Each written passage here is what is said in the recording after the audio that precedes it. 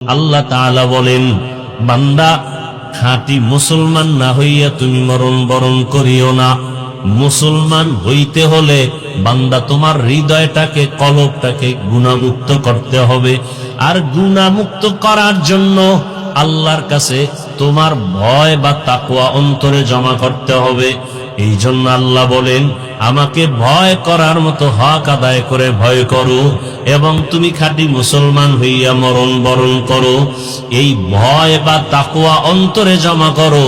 আর এই ভয় বা তাকওয়া অন্তরে জমা করার জন্য একমাত্র ঠিকানা কুনু মা'আস সাদিকিন।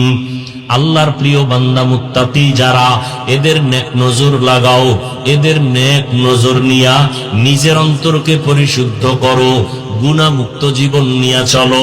এরে আমার পর্দার আড়ালের মা বোনেরা, ও আমার কলিজার যুবক বাবারা, ও বৃদ্ধ বাবাজি, এতক্ষণ যে আমি বয়ান শুনাইতেছি, একবারও কিন্তু আমি আপনাদের বলি নাই আমার মতো পাঁচকল্লি লাগাও, না হয় জাহান্নামে যেতে হবে। আমি কওমি মাদ্রাসার সন্তান, আপনারাও কওমি মাদ্রাসায় যান, স্কুল বন্ধ করে দেন, একবারও বলি নাই। আমি তাবলীগের লাইনের সন্তান, আমি আপনাকে একবারও বলি নাই যে আপনি তাবলীগে না গেলে জাহান্নামে যাবেন।